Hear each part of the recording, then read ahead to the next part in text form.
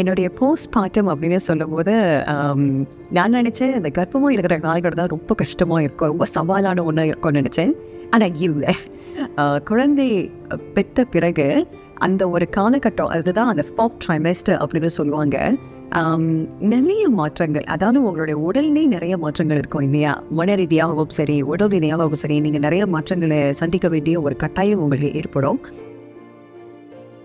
New பேரண்ட்ஸாக இருக்கும்போது we are trying to figure out a lot of things in our daily life. நான் அந்த முதல் 8 வாரத்தில் சர்வைவல் மோட்டில் தான் நான் இருந்தேன்.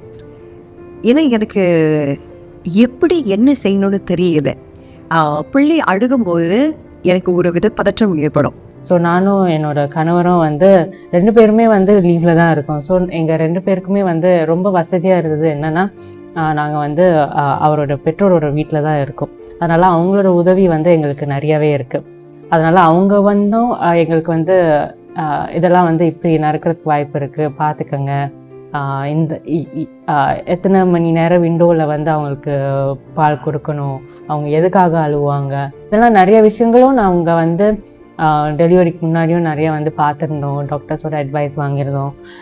நாங்கள் வந்து எந்த ஒர்க் ஷாப்ஸ் மாதிரியும் எந்த டாக்கும் போகலை. பட் டைரெக்டாகவே டாக்டர்ஸ்கிட்ட வந்து we have clarified. ஸோ அதனால் வந்து we were trying to figure out. ஏன்னா ஒவ்வொரு குழந்தையும் வந்து ஒவ்வொரு மாதிரி.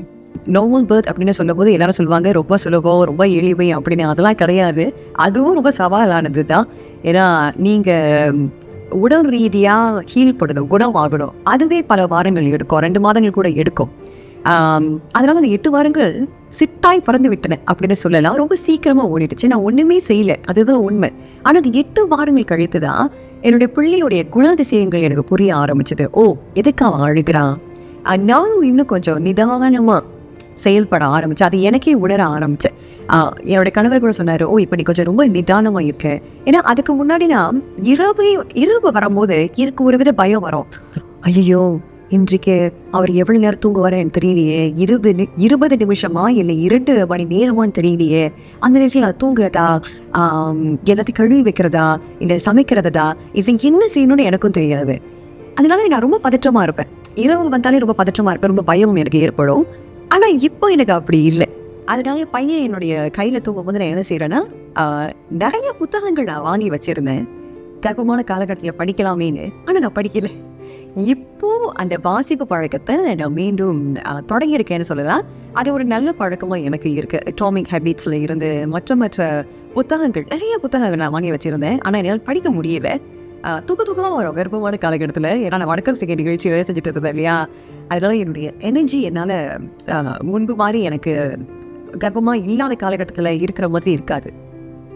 எல்லா புத்தகங்களையும் வாங்கி வச்ச பிறகு இப்போ தான் அதை படிக்க ஆரம்பிச்சிருக்கேன். எனக்கு சந்தோஷமாக இருக்குது. ஏன்னா சில புத்தகங்களை நான் முடிக்க போகிறேன், வாசித்து முடிக்க போகிறேன்.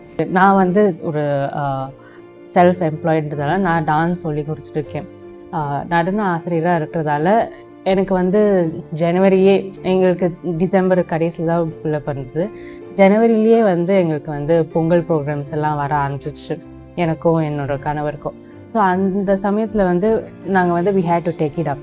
ஸோ அப்படி இருக்கும்போது இவரை எப்படி பார்த்துக்கிறதுன்னு ஒரு யோசனை இருந்தது. ஆனால் இதை எடுத்தால் தான் வந்து எங்களுக்கு வந்து இந்த பிரசவத்துக்கு அப்புறம் இருக்கிற அந்த போஸ்ட்மார்ட்டம் டிப்ரெஷன் இல்லாமல் இருக்கிறதுக்கு we have to be occupied. இவரை வச்சுக்கிட்டே we will be able slowly, நம்ம எப்படி இருந்தாலும் மெதுவாக தான் ஆரம்பிக்கணும் இதை. அதனால் நாங்கள் வந்து சரி, நான் பண்ணும்போது அவர் பார்த்துப்பார், இல்லை அவருக்கு ஏதாவது வேலை இருக்கும்போது நான் பார்த்துப்பேன், இல்லை 2 பேருக்குமே ஏதாவது ஒன்று இருந்ததுன்னா அவரோட பெற்றோர் தான் பார்த்துட்டு இருக்காங்க. ஸோ அப்படி இருக்கும்போது we decided let's take it up. என்ன ப்ராஜெக்டாக இருந்தாலும் சரி நம்ம வந்து எடுத்து பண்ணுவோம். ஏன்னா இப்போ நம்ம கைக்கு அது வருதுன்னா it's like it's during this period of timeனா it's meant to be. So let's not drop இட்னு சொல்லிட்டு we had a discussion also. பண்ண முடியுமான்ற ஒரு கேள்விக்குறியோட.